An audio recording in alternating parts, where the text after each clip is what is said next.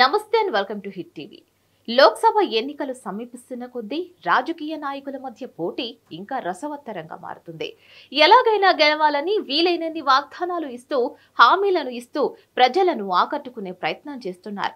తాజాగా మహారాష్ట్రలో ఎన్నికల ప్రచారంలో చేసిన వింత వాగ్దానాలు అందరినీ ఆశ్చర్యపరుస్తున్నాయి. చంద్రపూర్ లోక్సభ స్థానానికి ఆల్ ఇండియా హ్యూమానిటీ పార్టీ నుంచి ఎన్నికల బరిలోకి దిగారు వనితా రౌత్.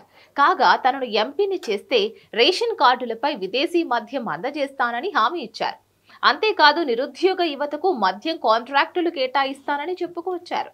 ఎన్నికల ప్రచారంలో వనితా రౌత్ చేస్తున్న వాగ్దానాలను ఇంతకు ముందు ఏ అభ్యర్థి కూడా చేసి ఉండరు.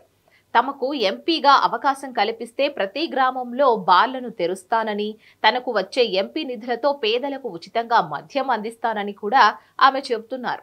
అంతేకాదు ఎంపీగా గెలిస్తే చౌక ధరల దుకాణాల నుంచి రేషన్తో పాటు విస్కీ, బీరును ఫ్రీగా అందించనున్నట్లు ఆమె ప్రకటించారు.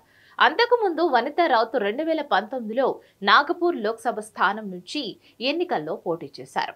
అలాగే 2019లోనే చంద్రపూర్ జిల్లాలోని చిమూర్ అసెంబ్లీ నుంచి కూడా ఎన్నికల్లో పోటీకి చేశారు. మరి ఆ సమయంలోనూ ఆమె ప్రజలకు ఇటువంటి హామీలనే ఇవ్వడం విశేషం.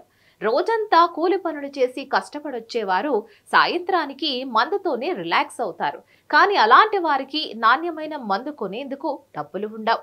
అందుకోసమే ప్రతి ఒక్క పేదవారు నాణ్యమైన మద్యాన్ని అనుభవించాల్సిందేనని నా కోరిక. అందుకోసమే ఇలాంటి హామీ ఇచ్చానని చెప్పుకోవచ్చింది. సమస్య లేని ఇల్లు ఉండదు, పరిష్కారం లేని సమస్య ఉండదు. బంధాలు గొప్పవి, బాధలు చిన్నవి. మీ సమస్యని మేము పరిష్కరిస్తాం. రండి మాట్లాడుకుందాం.